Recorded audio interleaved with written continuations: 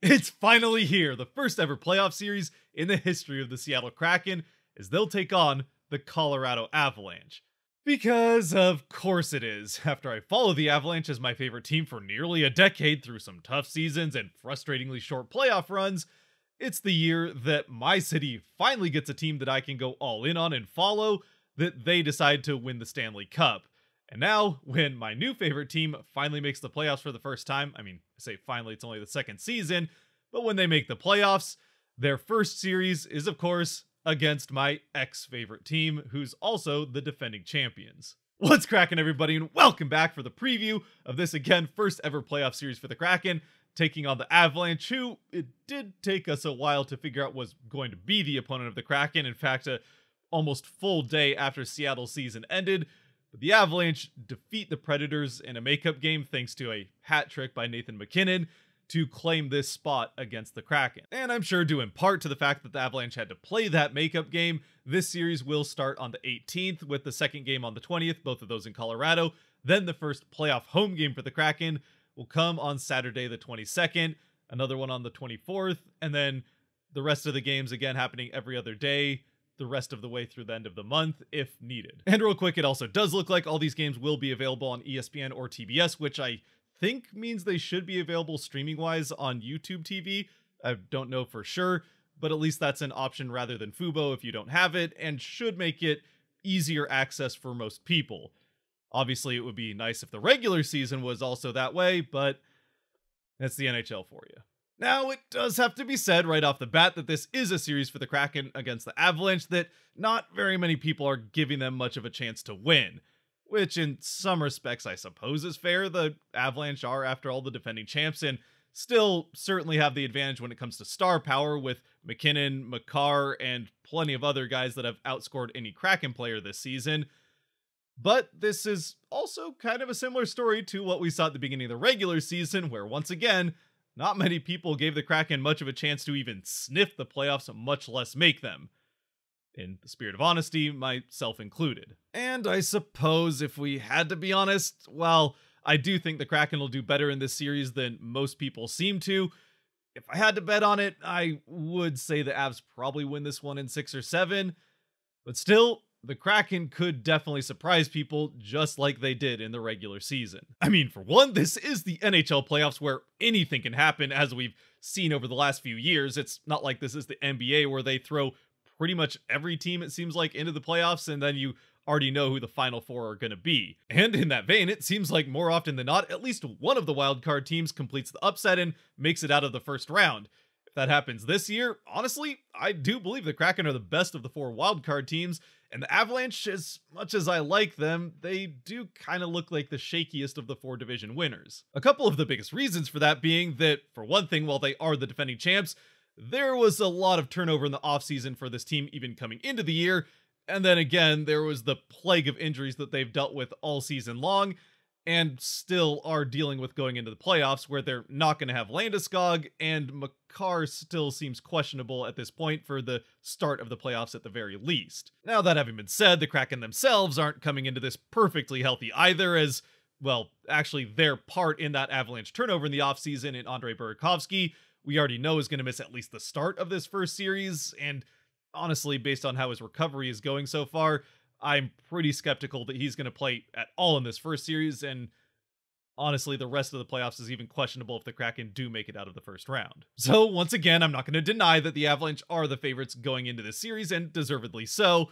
but I think it's pretty safe to say this is going to be a harder first-round matchup for them than last year against Nashville, and the Kraken very much could end up winning it. If the Kraken are going to end up winning the series, though, how are they going to do it? Well, the tempting answer would be the same way that they won in the regular season, by scoring a lot of goals. Because although this is not the highest shot volume team in the NHL, in fact, they ranked 20th in shots for per game and 19th in expected goals, they are still one of the highest scoring teams the NHL has to offer, and in fact, number 1 when it comes to 5-on-5 goals, which is a good sign considering the playoffs, more so than the regular season, are played mostly at 5-on-5 with fewer penalties typically than what you would see in that regular season. Now, to some, this difference between shot volume and goal volume would seem like a sign of unsustainable offense for the Kraken, and that's certainly what people tried to argue when the Kraken were third in goal scoring halfway through the season, that they were going to fall off in the back half because they just wouldn't be able to continue the shooting percentage that they had to score. Well, to be fair, I suppose they did fall down the goals per game chart over the back half of the season, all the way from third in the NHL to a tie for fourth. So, at least to me anyway, if they were able to sustain this ridiculous rate of scoring goals in the regular season, I don't really see any reason it would just disappear all of a sudden in the playoffs. The Avs, though, aren't going to make it easy on the Kraken because although they are somewhat middling and average team when it comes to allowing shots on goal and expected goals for the opponent,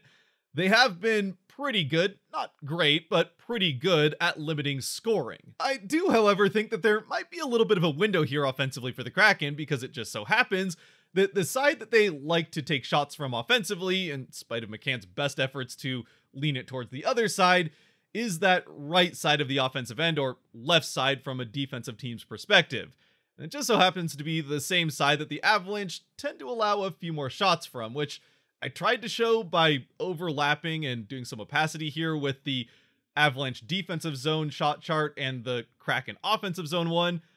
I do think it might be a little bit of a clear as mud type of situation, but it made sense to me, so if it makes sense to you, then great. The point being with this chart that where the red areas overlap between the two graphs, red defensively being where the Avalanche are allowing more shots from, and offensively for the Kraken where they're getting more shots from, then if those red areas overlap with each other, you would think that that's where the Kraken could find more offense, which is pretty much exactly what we see on the left side of this chart, the right side of the offensive zone for the Kraken, but we're looking at it from a defensive perspective here, that being the glove side of Georgiev.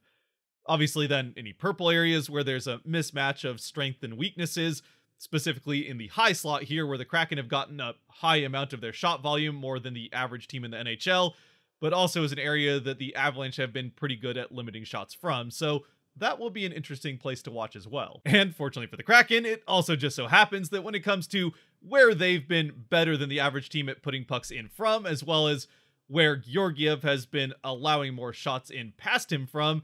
also tend to line up on that glove side, which, although this chart saying Kraken finishing is not specifically a reference to Eeli Tolvanen, it does happen to be the side that he shoots more from, as well as Matty Beniers, so those could be a couple of guys to watch as far as breakout scores for the Kraken in this series. Even with all of that having been said, though, for me, if the Kraken are going to end up winning this series, I think the difference is going to have to come more at the other end of the ice. But even there, in some aspects, the Kraken have been one of the best teams in the NHL all season long. Specifically when it comes to shots allowed and expected goals, where in both categories, the Kraken have allowed the second fewest shots and second fewest expected goals. And on top of that, and possibly just as importantly for the Kraken defensively, this year that actually passes the eye test, where last year, even though they were statistically good at limiting shot volume, those shots were coming much more frequently on odd man rushes and leaving a goaltender to try and save a wide open shot while also having to think about a pass getting across to another player. This year, the Kraken are doing a much better job at not just limiting the odd man rushes, but also keeping shots to the outside and allowing more time for the goaltender to react. Whether that's Grubauer, like will probably be the case in these playoffs, or Martin Jones, who we'll probably be seeing less of the rest of the way. And the Kraken are going to need to keep that up in this series if they want to win, not only because of that elite top-end talent that the Avs have that we already talked about in McKinnon, Rantanen, and Comfer of the top line, not to mention the top defensive pairing if Makar is able to come back, as well as Taves even if Makar isn't there, but also because even if this Avs team is not the powerhouse offensively that they were last season, even through all of the injuries that they've had, they're still in or near the top 10 in all of those key offensive categories when it comes to shots on goal per game, goals, expected goals, and even 5-on-5 goals. As for where specifically the Kraken should be looking out for this Avalanche offensive attack to come from, well, as we can tell by their shot heat map, they do tend to like to take shots from right down the middle, starting it up by the blue line and trying to score off of that by creating traffic out in front of the net and either looking for a tip along the way or just screening the goaltender to allow that shot through, as well as leaning a little bit towards the top of that left faceoff circle. Again, kind of the same story there. Fortunately for the Kraken defensively, again, like we've kind of already mentioned, this team has been fantastic all season long at not only limiting those shots on goal, but limiting them to the outside, which shows up with pretty much this entire defensive end blue for them, outside of apparently along the boards on the right side. And also, the one area where if there is a weakness in this Kraken defense and will be a spot to watch, it's right up next to the net on that blocker side, the right side of Grubauer. Unfortunately, that also happens to be an area that he has had a harder time than the NHL average, or actually just the Kraken in general, at letting in goals from. And we kind of have seen this show up when the Kraken have had issues over these last couple of months of the season, especially against playoff teams. That when the Kraken have given up goals, it tends to happen when they just allow the opposing team to get too much traffic in and around the net and get those second chance opportunities, either with a tip in or a rebound chance. Specifically, I can think of the Toronto and Boston games where a lot of the goals that especially the Maple Leafs got in Seattle were second chances right around the net when the Kraken just allowed them to get presence there. And especially with that being something that Nathan MacKinnon in particular likes to do, that's going to be an area to watch for the Kraken at the defensive end. Which brings us neatly to probably the most important part of any successful or even deep playoff run: goaltending. Where for the Kraken, Philip Grubauer, who is likely to be the starter in this series and probably throughout the playoffs if the Kraken were to go deeper, has had, after a pretty tough season last year, a decent bounce back season this year, even with some injury issues and then some time riding the bench thanks to a hot start by Martin Jones. But he was key through the back half of the season, taking over for Jones, maintaining that playoff spot for the Kraken and getting them to this first round matchup. In the end, having a pretty NHL average-ish season. Now, yes, it certainly is true that when it comes to the playoffs, you want and usually need more than NHL average goaltending to have a successful or even deep playoff run. Of course, last year's Avs a bit of an exception, where Kemper gave the Avs average to below average goaltending throughout that playoff run, and they ended up winning the Stanley Cup. That having been said, the team in front of Kemper was noticeably better than what the Kraken have, so yeah, they're probably going to need a little bit more than what Grubauer's had during the regular season in this postseason run. Which, for what it's worth, with Grubauer and his playoff experience, in the 3 years leading up to him coming to Seattle, in those 3 playoff runs he had with Avalanche, although they didn't win a Stanley Cup and wouldn't until the year after he left, he was good to fantastic for them in net in all 3 of those runs. In fact, in pretty much every statistical way, he was better in those playoff runs for the Avalanche than Kemper was last year when they won the Cup. Meanwhile, at the other end of the ice, well, Georgiev has had a pretty good season for the Avalanche and better again in pretty much every statistical way than Grubauer's year for the Kraken. He does not have quite the same playoff experience. In fact, he's only ever played the 2 playoff games, and while he played decently well in them, and to be honest, I really don't like win-loss as a goaltender stat, the Rangers didn't win either of those games. That having been said, if the 3 games that these 2 teams played against each other in the regular season is any kind of tell or hint to what we could see in the playoffs, I would expect that both goaltenders are going to be playing pretty well, and again, these are going to be pretty low-scoring games where limiting those high-danger chances is going to be very important. Where the first matchup between these 2 teams, which was early on in the season, so it's hard to take too much away from it, especially with these rosters looking somewhat different than the guys that were either on them or healthy and on them at that point,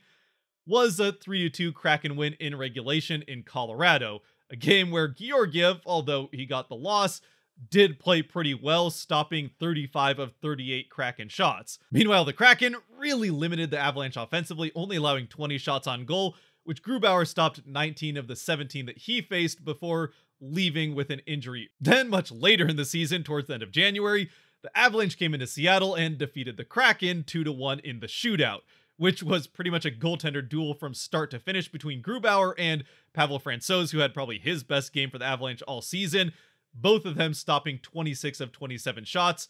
Again, the Kraken just with no shootout potential whatsoever. Fortunately, that's not something they'll have to deal with in the playoffs. And then finally, in the most recent matchup between these 2 teams, which came early on in March, the Kraken once again went into Colorado and defeated the Avalanche 3-2, this time, though, doing it in overtime on a Yanni Gourde game-winning goal. Another game, though, where both goaltenders were fantastic, Grubauer stopping 21 of 23,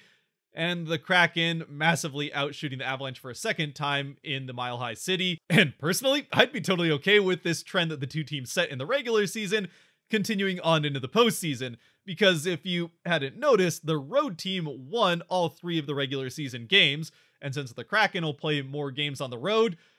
although it would be an absolutely nerve-wracking series that would go to 7 where every game is a nail-biter, the Kraken would come out on top in 7. But I have forgotten to mention special teams, and although there are typically fewer special teams in the postseason, we should probably spend a little time here. Honestly, I think the two teams match up fairly well, so this should be an interesting part of the game to watch. The Avalanche are not the best team on the penalty kill, but the Kraken power play has also not been fantastic, so I don't know that too much ends up happening there. Meanwhile, the Avalanche power play has been one of the best in the NHL over the course of the season, which shouldn't be too much of a surprise with the top end that they have. And while the Kraken penalty kill over the course of the whole season is still ranked 21st, so not anything to write home about, that is very largely due to the absolutely horrific first half of the season that they had, and this has been one of the NHL's best penalty kills since they made some big adjustments halfway through the season, and have consistently been good since doing so. So again, I think these two match up pretty well. A mediocre matchup when the Kraken are on the power play, and 2 top of the NHL units when the Avalanche will be on the power play. Then a couple of other things to mention here real quick before we finish off with the 3 biggest things to watch in this series.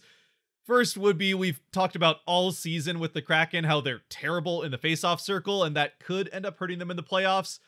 But fortunately, they have gotten the Avalanche here in the first round, who are equally abysmal in the faceoff dot, and as we mentioned in the last R&R at the end of the last game, the faceoff circle, while it does help to win faceoffs, is not always the biggest teller. Again, the Avalanche won the Stanley Cup last season, being among the worst teams in the faceoff circle last season, and the top 3 teams at faceoffs in the regular season last year all got knocked out in the first round.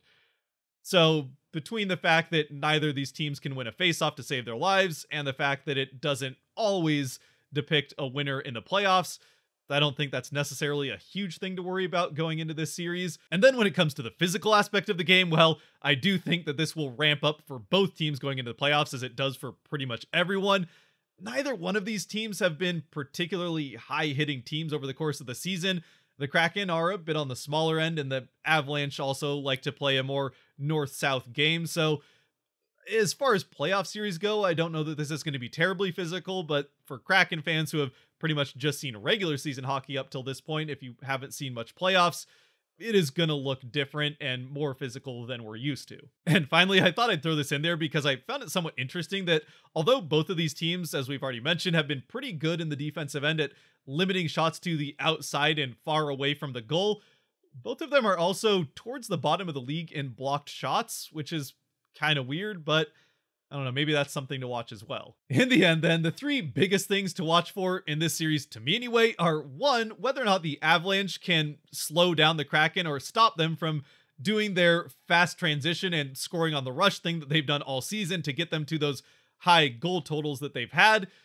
2, whether or not the Kraken in the defensive end can keep the Avalanche from getting too much presence in and around the net, whether that's screening the goaltender, tipping shots, or especially creating second opportunities, which in part will have to do whether or not Grubauer can prevent too many rebounds and freeze the puck with the saves he makes. And then the third and final one being, and probably the one that I think most people around the league are going to have specific interest in when it comes to specifically watching this series, that being the matchup between the more typical top-heavy lineup of the Avalanche and the fairly remarkably balanced and deep Kraken lineup, where although the Avalanche do have the only 200-point scores between the two teams and 6 of the 10 60-point scores, they also only have 10 30-point scores to Seattle's 13, and only 12 20-point scores where Seattle has 18. So for the Avalanche, probably more so than any series they've played in the last few years, whether or not they win or lose probably comes down to the play of Nathan MacKinnon, Cale Makar if he's healthy, and the rest of that top end. Meanwhile, for the Kraken, if they're going to win, they're going to have to do it by not only shutting down that top end of the Avalanche, especially keeping them away from second chances in and around the net, but also to just keep doing what they've done all season long, continued to prove people wrong. With that, though, we have reached the end of this one, so as always, I'd love to know what your thoughts are on this series down in the comment section below, if you haven't told me already. What your thoughts are as far as the keys going in for either team, whether you're an Avalanche or Kraken fan, and who you think will end up winning in the end. And of course, if you have made it to this point, thank you very much for watching. If you did like or enjoy this video, there are buttons for that kind of stuff down below to help support the channel, so I'd appreciate you using them. And until game one, stay safe out there, be good to each other, God bless, and go Kraken!